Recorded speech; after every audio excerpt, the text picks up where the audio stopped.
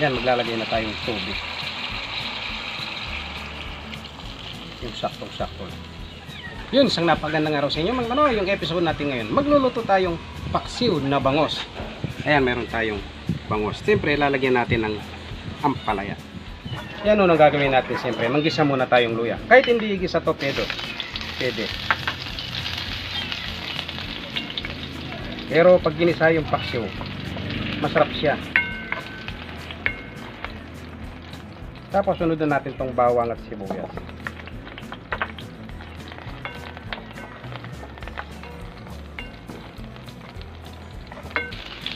Yan, pag ganyan na, lagyan na natin tong bangus.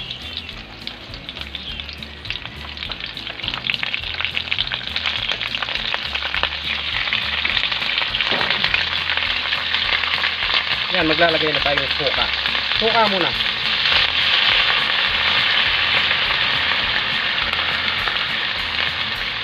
Pakuluin muna natin sa suka yan. Yan, dahil kumulo na sa suka, lalagyan na natin tong ampalaya. Para may gulay naman. Pero masarap din ito sa paksiw.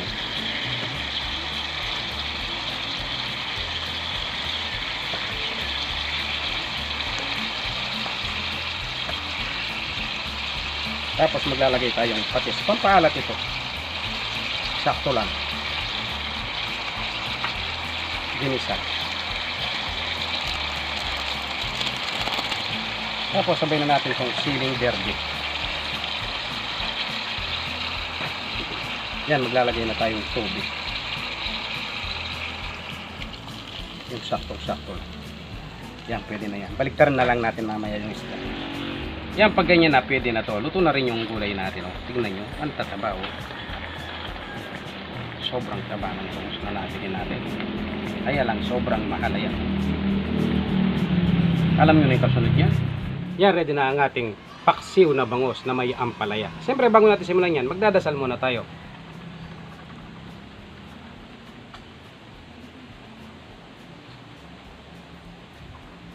Tubig muna. Maaga naman nagpapatugtog yung kapitbahay natin. Medyo marami tayong bisita. Lalagyan ko na sabaw to, siyempre. Alam nyo naman yung paksiw. Napakasarap sa kanin. Yung sabaw. May ampalaya. Kain po tayo.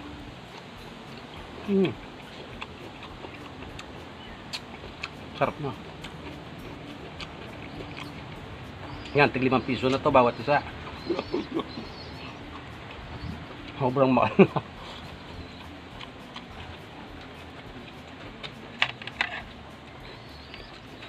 Dito tayo. Ayun, ang taba niya mo. Kain po.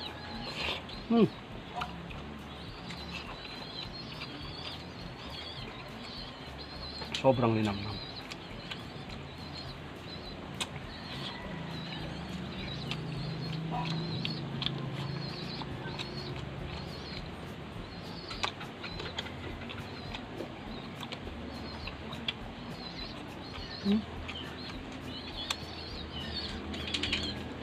Sarap niya.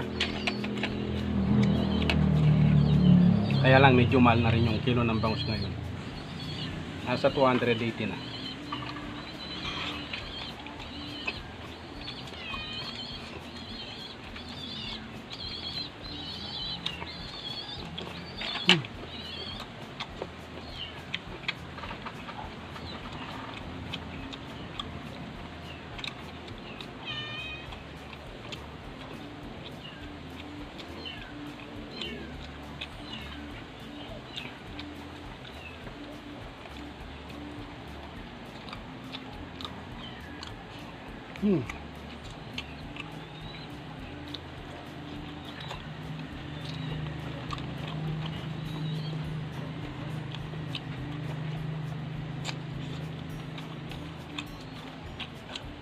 Hap ng bango.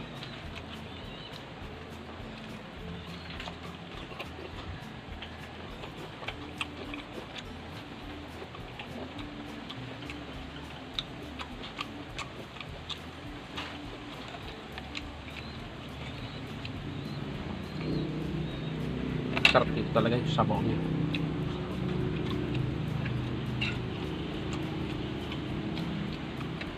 Yung paksiw hindi siya nakakaumay. Parang hindi siya nakakasawa. Dito tayo sa ulo. Ang taba oh.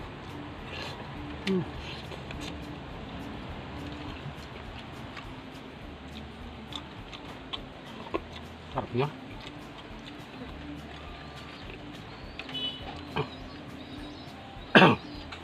Maraming bisita.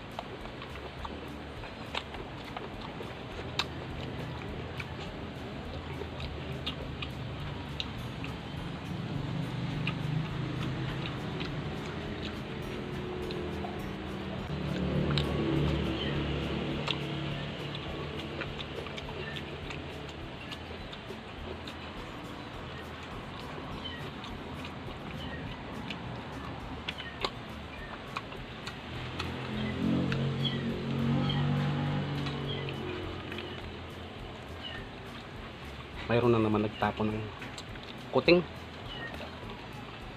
Madadagdagan na naman yung mga alaga natin pusa niya.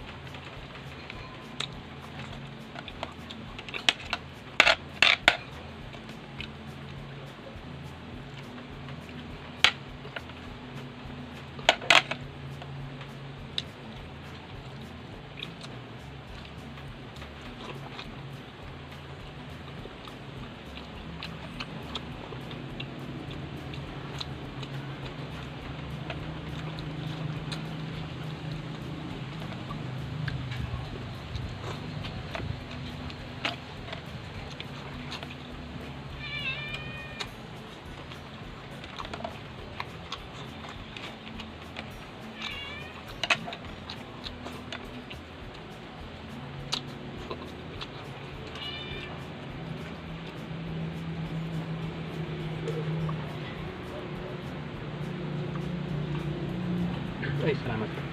Well, siguro nga dito naman yung episode natin. Salamat sa panonood. God bless.